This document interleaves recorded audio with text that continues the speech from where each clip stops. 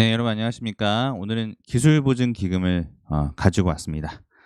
자기소개서 기술보증기금 쓰기 어려우니까 같이 한번 고민해 보면서 어떻게 쓰면 좋을지 한번 얘기를 나눠보도록 할게요. 최근에 실용보증기금도 강의 영상을 올렸었는데 신보와 마찬가지로 이제 기술에 대한 보증을 중심으로 해주는 기관입니다. 제가 강의 갈 때마다 기본은 꼭 쓰세요. 여기 연봉도 많이 주고 되게 좋은 공공기관입니다. 이런 얘기들을 많이 했던 기관 중에 하나이기도 합니다. 아시는 분들은 되게 많이 아시겠죠. 자격 요건이나 조건에 대한 부분들도 그렇게 여러분들이 넘사벽은 아니기 때문에 충분히 많이 지원해 보시고 좋은 결과를 만들기 위해서 한번 도전해 볼 만한 필요가 있는 공기업 중에 하나입니다. 원래는 신용보증기금에서 기술금융에 대한 부분들을 따로 떼서 기술보증기금이 이제 운영이 됐었죠. 이제 주무부처 산하기관도 바뀌고 해서 독립된 기관으로 기술보증기금이 운영되고 있습니다. 그래서 신보가 나오자마자 기술보증기금이 나왔네요. 자, 이런 보증 쪽 관련돼서 준비하셨던 분들 또는 공대생분들이 주목해야 될 기업, 바로 기술보증기금에 대한 자기소개서를 한번 파헤쳐 보도록 하죠.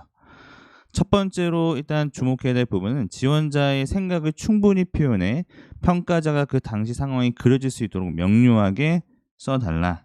이런 내용입니다. 그렇죠? 자신의 생각을 충분히 표현해라. 그리고 평가자가 그 당시의 상황이 잘 그려질 수 있도록 명료하게라고 한다면 약간은 좀 구조적으로, 그렇죠? 작성하는 것이 좋겠다. 그리고 좀 가독성에 대한 부분들을 좀 신경 쓰면서 작성하는 것이 좋겠다 하는 말씀을 드리고 싶습니다. 자, 그 다음에 쭉 내려서요.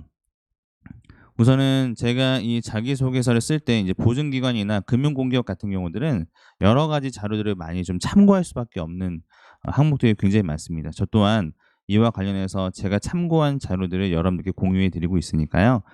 여러분들 한번 체크해 보시고 나중에 자기소개서 작성하실 때 활용해 보셔도 좋을 것 같습니다. 자, 일단 바로 자기소개서 항목부터 들어가 보도록 하겠습니다. 기술보증기금의 인재상에 대한 부분들 매년 기출되고 있는 항목이죠. 여기는 이제 융합형 인재가 되게 중요한데, 그래서 공대생들도 상경결이나 법에 대한 지식이 있다, 아니면 내가 공대생인데 특허에 대한 지식을 가지고 있다, 이러면 되게 유리합니다. 그 다음에 상경계열인데 기술 금융을 했거나 기술 경영을 했거나 또는 예를 들어서 기술과 관련된 다양한 활동을 해봤거나 지식을 쌓아봤다, 그래도 좀 나름대로 융합형 인재로서 역량을 보일 수 있는 분야가 되겠죠. 또는 상경 계열인데 내가 어플리케이션이나 웹을 개발해 본 경험이 있다, 데이터를 잘 다룬다, 이런 것들도 따지고 보면 융합형 인재의 역량이라고 볼 수 있을 것 같습니다. 자, 따라서 여러분들이 이러한 강점을 좀 잘 어필하는 것이 나중에 면접에서 되게 중요한 요소인데요. 자, 가지고 있는 본인의 강점에 대해서 써라. 그러니까 어차피 내가 상경 계열로 지원하면, 일반으로 지원하면은 상경이나 법학적 지식을 쓰게 될 확률이 높겠죠. 공대생이면은 당연히 이공계에 관련된 지식을 가지고 본인의 강점을 쓰겠죠. 네, 크게 문제는 없습니다만, 내가 이공계인데 상경 계열에 관련된 복수 전공을 했거나 아니면 관련된 무슨 교육을 들었거나라고 한다면 내 강점을 꼭 여러분들이 내 전공과 연관해서 써야만 되는 것은 아닙니다. 알겠죠? 그 점도 잘 참고해 보시면 좋을 것 같고요. 자, 그 다음에 내 전공과 연계해서 강점을 좀 작성하되 여러분들께서 단순히 어떤 프로젝트를 설명하는 정도로 끝내시면 안 돼요. 이게 무슨 얘기냐면 내 강점을 가지고 그래서 어떻게 활용할 수 있을까, 그것이 해당 직무 역량을 선택한 이유를 설명하는 방법이 되는 것이거든요. 그래서 단순히 여러분들이 내 프로젝트 경험이 있었다, 나의 이거 강점이다가 아니라 나의 강점이 이 업무, 기술 보증 및 평가 업무에서 어떻게 활용될 수 있을 것인가를 염두에 두고 작성해야 하는 것이 필요하다라는 말씀을 드려보도록 하겠습니다. 자, 그 다음에 선택하지 않은 직무 역량에 대한 개발 계획이 작성이 좀 어렵죠. 내가 꼭 이런 것들을 개발해야 될 거라고 생각하지 않았었기 때문에 다 어려워하는 거예요, 이거 다. 근데 여러분들이 세미나라든지 학회 교육 받겠다, 스터디 참여하겠다, 자격증 취득하겠다, 이런 거로도 충분히 가능합니다. 이전 합격 자기소개서나 합격했던 사례들을 여러분들이 제가 이제 검증해 봤을 때, 그렇죠? 다 이런 내용을 썼기 때문에 크게 문제가 되지는 않아요. 특별히 여러분들이 더 보강할 수 있는 개발 계획이 있다면 좋겠지만, 그냥 제가 볼 때에는 지금 기술보증기금에 나와 있는 뭐 보고서라든지 이런 것들만 잘 읽어봐도 기술적인 이슈나 트렌드에 대해서 공부가 충분히 가능하거든요. 그러니까 내가 상경 계열이다, 일반이다. 그러면은 기술 부분은 뭐 예를 들어서 지금 기보에 나와 있는 다양한 보고서를 보겠다. 이렇게 해도 됩니다. 네. 최근에도 뭐 기술보증기금에서 사보를 보니까 뭐 디지털 금융과 그다음에 블록체인 관련돼서 기술적인 부분들에 대해서 설명을 쭉 해놨더라고요. 그 정도의 지식이 필요한 것이지 이공계적인 아주 전문적인 지식을 위해서 내가 뭐 전기 기사를 취득하겠다 이런 건 큰 의미가 없다라고 하는 겁니다. 알겠죠? 그래서 그런 내용을 쓰지 않아야 된다. 그리고 역량이라고 하는 것은 꼭 우리가 지식과 어떤 스킬에 대한 역량만 필요한 것은 아니고요. 태도적인 역량도 포함해서 쓸 수 있습니다. 여러분들 그 점도 참고해 보시면 좋을 것 같아요. 자, 이렇게 해서 저희가 한번 쭉 내용들을 보게 되면 다음과 같이 한번 좀 체크를 해볼 수 있을 것 같은데 1번에 해당 직무 역량을 선택한 이유를 본인의 경험에 기초해서 알려달라 라고 하는 겁니다. 그래서 이거는 이제 상경기 지식을 보유하고 있다. 그러면서 자기는 졸업 후에 이런 아카데미를 들었다 라고 하는 것들 얘기하고 있고요. 부족한 부분을 보완하기 위해서 난 보고서를 어떻게 읽겠다. 그 다음에 법학적 역량은 어떤 관련해서 자격을 취득하겠다 또는 취득했다. 아니면 어떤 법률적인 부분을 공부하겠다. 이런 식으로 얘기하셔도 됩니다.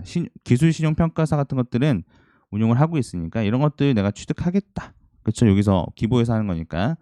자, 이런 어떤 계획을 세워주시고 취득을 한다고 말씀해 주시면 돼요.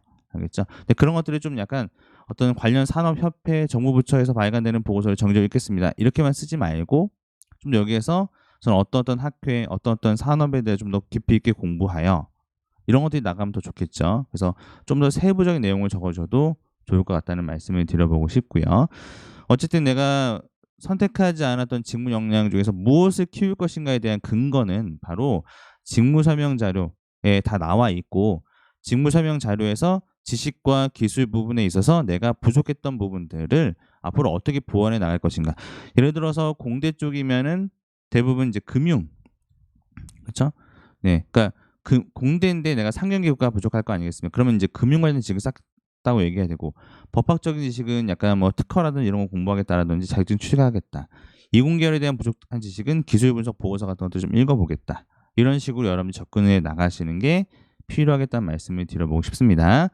글자 수는 이게 한 600자 정도, 1번이 600 정도 나오고 2번에 대한 내용이 한 400 정도 나오고 각각의 헤드라인 달아주시게 되면 어떤 내용을 어필하려고 하는지에 대한 부분들을 명확하게 명료하게 확인할 수 있게 되겠죠. 자, 그런 부분들을 여러분이 참고하셔서 작성해 보시길 바라겠습니다. 자, 2번.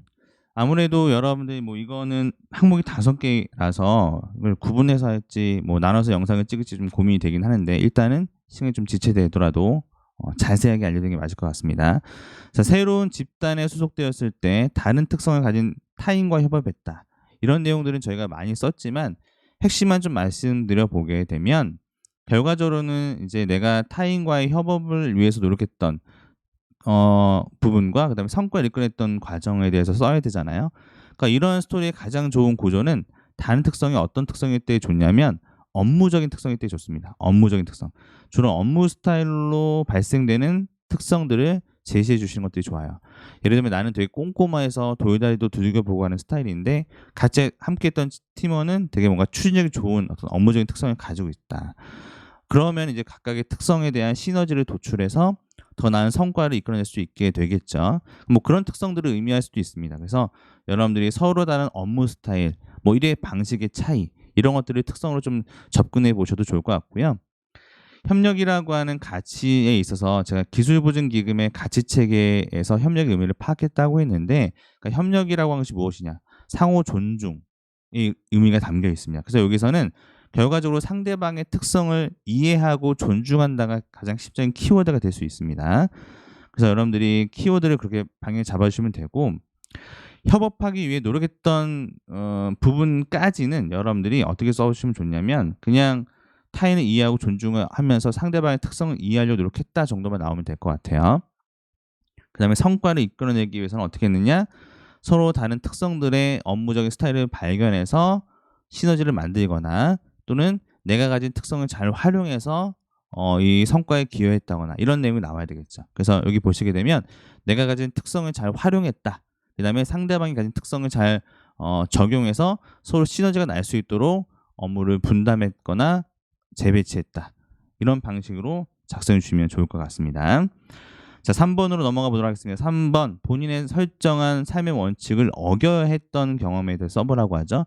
이런 것들은 이제 부정형 경험이라고 얘기하는데, 뭔가 삶의 원칙을 잘 지켰던 경험 사례에 대해서 그동안 많이 쓰라고 했어요, 기보에서. 근데 이제 어겼던 걸 써보라고 하는 거죠. 너무 똑같으면 재미없으니까. 네, 그냥 재미없어도 똑같이 내주면 좋을 것 같은데, 굳이 이렇게 없을 것 같은 경험들. 근데 그런 원칙이 내가 어긋난다라고 할 때 가장 좋은 상황은 뭐냐면, 그러니까 개인의 가치와 조직의 가치가 상반될 때, 상충될 때가 제일 좋은 소재예요. 뭐 다른 기관에서 뭐 수자원공사나 이런 데서 많이 나오잖아요. 윤리적인 상황에서 개인의 가치와 조직의 가치가 상충될 때 어떻게 하느냐. 그럴 때는 조직의 가치가 대원칙이니까 그걸 따라가는 게 맞단 말이죠. 그러니까 그런 활동들을 여러분이 설정하시고 체크해 주셔도 좋을 것 같다고 생각을 합니다. 알겠죠? 그래서 그 점을 좀 체크해 주시고요. 자, 그 다음에 원칙을 좀 세우기 어렵다. 내가 나 이런 원칙, 나 살면서 그런 거 없다. 내 설정 원칙 이런 거 없다. 그냥 그냥 살고 있다. 이런 분들 계신단 말이에요. 그냥 살고 계신 분들은 어쨌든 적어야 되니까 그냥 살지 말고 이게 이제 객관성의 원칙, 항상 공정하게, 공사구분 명확하게 하고 이런 내용도 있습니다. 그다음에 뭐 고객 중심의 원칙, 전문성의 원칙, 정직과 신용의 원칙, 공정 경쟁의 원칙이라고 해서 이런 공공기관의 직원에서 갖춰야 될 윤리적인 그 기준과 원칙들이 있습니다. 자, 이것들을 기반해서 여기 있는 것들을 바탕으로 여러분들이 원칙을 한번 세워보셔도 좋을 것 같네요. 그렇죠? 자, 그 다음에 쭉 이어서 내용들을 좀 보시게 되면, 그렇죠? 뭐 이건 원칙에 대한 부분들이라서 남에게 피해 주지 말자. 일단 이렇게 잡아봤습니다. 그 남한테 피해 주고 남한테 뭐 부탁하지 말고 내 스스로 알아서 잘 해결해 나가자. 이런 원칙이었는데 어떤 프로젝트를 진행하는데 내가 프로젝트를 잘 몰라요. 남한테 도움을 요청할 수밖에 없어. 내가 잘 모르면은 내가 스스로 해결할 수 없기 때문에 팀에 피해가 될 수 있어. 차라리 그럴 때에는 도움을 요청했다. 왜냐하면 그것이 더 팀의 목적을 달성할 때 중요한 부분이었기 때문에 내 원칙을 고집하는 것보다는 팀의 원칙에 따라서 내 원칙을 수정하고 그것들에 대한 것들을 좀 변화시킬 수 있도록 노력한다. 이런 부분에 노력을 좀 써주시면 됩니다. 글자 수는 200자, 300자, 그 다음에 어긋나는 상황에 대해서 어떻게 행동했는지가 더 중요한 부분이기 때문에 이 부분을 글자 수 한 700자 정도 나눠서 작성해 주시면 좋을 것 같아요. 자, 4번입니다. 4번 약간 어렵습니다. 기술보증기금의 핵심 가치는 공정과 혁신과 협력이다 라고 되어 있어요. 자, 이거를 순서대로 써보래요. 옛날에는 어떻게 나왔냐면 이 중에서 가장 본인에게 부합하는 거 하나 정한 다음에 거기에 대해서 써라 이렇게 나왔는데 그렇게 나왔으면 좋았을 것 같은데 이 FIT, FIT 이 핏에 대한 그 핵심 가치에 대해서 어떻게 중요한지에 대해 순서를 정해봐라. 근거를 들어서. 그 다음에 기금의 핵심 가치 제고를 위해 본인이 입사 후 어떤 기여를 할 수 있을지에 대해서 본인만의 차별화된 방안. 이 차별화 이거 제일 어려워 이거. 차별화된 거 없는데 그렇죠? 여러분 이렇게 생각하면 됩니다. 하늘 아래 새로운 게 없어요. 굉장히 뭐 없는 거 내가 기보에서 하지도 않는 거 이런 것들이 내가 된다고 해서 그게 차별화된 것이냐? 아니에요, 여러분. 현실 가능성이라고 하는 게 되게 중요합니다. 어떤 대안을 제시하거나 어떤 방안을 제시할 때는 무엇이 중요하다고요? 현실 가능성이 제일 중요해요. 그러니까 내가 없는 것을 기부에서 고려하지 않는 것들을 막 가지고 와서 차별화됐다. 그렇다고 차별화된 게 아닙니다. 고려하지 않는 이유가 있는 거죠. 차별화됐다라고 하는 건 뭐냐면은 이전에 하던 것을 어떻게 보완해 나갈 것이냐가 더 중요한 거예요. 하고 있는 거 쓰면 안 됩니다. 이게 아니에요, 여러분 알겠죠? 하고 있는 것을 그대로 쓰면 안 되죠, 당연히. 하고 있었던 것들을 좀 더 현실 가능성에 맞춰서 또는 실현 가능성에 맞춰서 좀 더 보완하고 발전시킬 수 있는 대안을 제시하는 것. 그게 우리가 차별화된 방안이라고 얘기하는 겁니다. 무슨 의미인지 아시겠죠? 네, 그래서 뭐 이거 새로운 거 써야 된다, 없던 거 써야 된다 이렇게 너무 고민하지 마시고 있는 것들을 잘 활용하자. 그래서 그것들을 보완 노력을 제시하자. 자, 이 항목을 쓸 때 저는 기술보증기금의 가치 체계를 파악을 했고요. 그 다음에 기보에 있는 사보 중에서 2022년 봄의 내용을 확인해 봤습니다. 그래 봤을 때 혁신이 먼저고 공정 그리고 협력이라고 저는 나름대로 기준을 세웠어요. 뭐 이 기준에 꼭 굳이 어떤 기준을 세워야 된다라고 정의하는 건 어렵습니다. 여러분들 나름대로의 순서와 논리를 정하시면 되는데 어떤 분들은 협력이 먼저일 수 있고 어떤 분들은 공정이 먼저일 수도 있어요. 근데 제가 생각할 때는 이제 혁신과 공정과 협력. 근데 이런 것들을 논리적으로 좀 잘 설명할 수 있어야 되거든요. 그 근거가 무엇인지를 설명해야 되니까. 그렇죠? 저는 이런 근거에 대해서 즉 미션이나 비전에 대한 부분들을 먼저 확인해 봤거든요. 4차 산업혁명은 능동적인 변화 또는 변화를 강요하고 있어서 미래 변화에 대한 선제적 대응이 마련되어야 되고, 중소벤처기업 대상 단순 보증 서비스 제공이 아닌 기술 평가를 기반으로 종합 지원 선도기관의 역할을 강화해야 되는 미션이 있기 때문에, 이런 부분을 봤을 때 일단은 혁신적인 어떤 시스템의 변화라든지 보증 평가에 대한 고도화된 업무 프로세스가 필요하다. 이런 말씀을 좀 드리고 싶었습니다. 그러면은 혁신적인 부분들이 먼저 선행돼야 되죠. 그래서 그 다음에 또 제가 그 이번에 새롭게 취임하신 기술보증기금의 이사장님의 어떤 그 인터뷰도 한번 봤는데, 중소벤처기업 지원을 위한 본연의 역할인 보증과 기술평가 영역을 더 공고히 해야 된다. 그렇죠? 그래서 업무 프로세스를 고도화하고 기술평가와 심사체계를 신속한 지원을 받을 수 있도록 노력해야 된다. 계속 혁신해 나가야 된다. 이렇게 혁신을 좀 많이 강조하는 편입니다. 그래서 내용을 보고 저도 그냥 여기 강조한다고 하니까 저도 그냥 혁신 먼저 쓴 거예요. 여러분들 근데 생각이 다르면 다르게 적어도 상관없습니다. 그것 때문에 뭐 우선순위를 뭐 혁신을 꼭 해야 되는 건 아니에요. 제가 제안을 드리는 부분이고 여러분의 생각대로 맞춰서 쓰시면 됩니다. 그래서 보면 중소기업 100주년이 되어도 기부 핵심 키워드는 중소기업과 항상 상생하고 기술 혁신을 만들어가는 거, 이 두 단어가 가장 중요하다. 이렇게 얘기를 하고 계시네요. 그래서 공정과 혁신과 협력에 대한 이 세부적인 설명들을 잘 읽어보시는 게 필요합니다. 왜냐하면은 이 세부적인 설명들이 나중에 이제 어떨 때 활용되냐면, 기금의 핵심 가치 제고를 위해 본인이 입사 후 어떻게 기여할 수 있을지에 대해서 본인의 차별화된 방안을 제시해달라라고 되어 있잖아요. 그렇죠? 어떤 방안을, 기여할 수 있는 방안을 제시해야 되기 때문에 약간 까다롭고 어려울 수 있는데, 자, 청렴하고 균형감 있는 마음, 높은 전문성을 바탕으로 공정하게 업무를 수행하여, 이렇게 되어 있으니까 공정에 대한 내가 기여 방안은 어떻게 되냐? 청렴하고 균형감이 있다. 이런 것들은 물론 기여 방안이 될 수 있겠지만 좀 더 기여할 수 있는 것은 높은 전문성에 대한 부분이 되겠죠. 그래서 내가 높은 전문성을 어떻게 갖출 것인가. 그 다음에 혁신은 뭐 보이시는 바와 같이, 아이고 이렇게 커졌죠? 네, 다시 지우고. 네. 혁신에 대한 부분들은 여기 보이시는 바와 같이 미래 지향적인 사고와 열정을 바탕으로 혁신을 추진해서 경쟁력을 확보해 나가는 것, 이렇게 되어 있는 거고, 그럼 혁신적인 아이디어를 좀 미래 지향적으로 개선할 수 있는 부분들을 제공하는 것이 기업 방이 되겠네요. 안전을 최우선으로 포용과 배려를 바탕으로 가치 창출을 위해서 협력하고 동반 성장한다, 이렇게 되어 있는데, 동반 성장, 네, 발음이 어렵죠? 동반 성장할 수 있도록 하는 그 계획에 대해서 여러분이 써주시면 이제 투게더에 맞는 기업 방이 될 수 있겠습니다. 내용을 한번 여러분들 읽어보시면 좋을 것 같아요. 자, 마지막 5번에 대한 부분들, 여러분들이 띄엄띄엄 뭐 영상을 보시기도 했겠지만 그래도 5번 한번 보세요. 네. 퍼펙트 스톰은 개별적으로는 크지 않은 태풍 등이 다른 자연현상과 동시에 일어나면서 발생되는 그런 내용인데, 지금의 다양한 심각한 경제 위기죠. 그러니까 뭐 금리 인상도 있고 물가도 인상되고 우크라이나 때문에 원자재 가격이 급등하고, 이런 내용들이 하나하나의 개별적으로 존재하는 태풍들인데, 그런 것들이 모이면 이제 퍼펙트 스톰이 와서 중소기업의 경영난과 어려움에 처하게 된다 라고 하는 거예요. 근데 신보에서도 마찬가지로 우리가 지원을 해주려고 보니까 중소기업 너무 지원을 많이 해주게 되면 힘들다고 지원해주니까 나중에 이거 상환하기도 어렵고, 그럼 재정 건전성이 확보가 되지 않아서 실제로 나중에 더 필요한 어떤 중소기업에 어떤 보증을 해주거나 지원할 수 없는 상황이 발생할 수 있다라고 하는 거죠. 또는 그렇다고 해서 우리가 중소기업 지원을 확대하지 않고 그냥 재정 안정성만 확보하게 되면, 그러면 중소기업이 지금 현재 어려움에 처해 있는데 어떻게 할 것이냐에 대한 부분들이 또 나타날 수밖에 없습니다. 그러니까 딜레마적인 상황을 주고 어떤 것에 더 집중해야 되냐, 그리고 선택하지 않은 결과, 이거 우리 그렇죠 신보에서 다뤘던 내용과 거의 동일합니다. 결과적으로 여러분들이 뭐 이거는 포용적인 어떤 이런 것들 얘기해도 상관없어요. 포용적인 어떤 금융 이런 것 맞춰서. 그런데 또 여러 가지 또 내용들 살펴보게 되면 기술보증기금 같은 경우에는 제가 보니까 이것도 이제 이사장님의 인터뷰를 봤더니 기금의 재정 건전성 유지가 최우선이다, 이런 얘기를 또 해요. 그래서 저희가 이제 글로벌 경제 영향과 코로나 잠정 조치 정상화 과정에서 언제든지 어려움이 닥칠 수 있다. 그렇죠? 이런 어려움이 닥칠 수 있다. 그래서 과거 관련 부서의 경험을 바탕으로 주요 의사결정 과정에서 재정 건전성에 미칠 영향 등을 꼼꼼하게 챙기도록 하겠다. 그래서 올해 기금이 추진해온 다양한 신사업들을 하나하나씩 시행되는 중이라서 뭐 그런 게 있어요.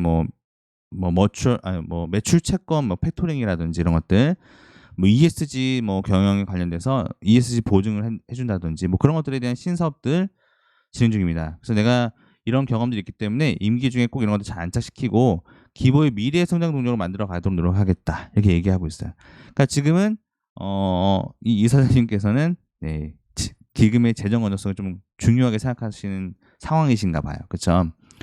그래서 예전에 과거에 한번 이제 벤처 육성을 한다고 해서 무리하게 프라이머리 채권담보부 증권을 보증했더니 이게 막대한 부실로 돌아와서 기술보증 기금에 리스크가 있었던 적도 있었고, 중복보증이라든지 출혈 경쟁 심화로 인해서 신보와 다시 합병해라 이런 논의가 되기도 해서 기보 자체가 공중분해될 처지에 놓이기도 했었던 과거의 경험들이 있습니다. 그러니까 재정 건전성이 확보되지 않고 외부적인 어떤 리스크가 많이 발생했던 이 시점에서 기보는 좀 어려움이 있었어요. 과거에 이런 경험들이 있기 때문에 어찌 보면 2005년이라든지 2008년은 되게 그 경제적인 리스크나 이슈가 왔던 때이고 퍼펙트 스톰이라고 하는 과정들이 발생했던 시기이었기도 했기 때문에 제가 생각할 때는 이거를 좀 재정 건전성 쪽으로 좀 포커싱을 맞춰서 써보는 건 어떨까라는 제안을 드리기도 합니다. 이건 제 제안입니다, 여러분. 여러분 생각이 틀렸다가 아닙니다.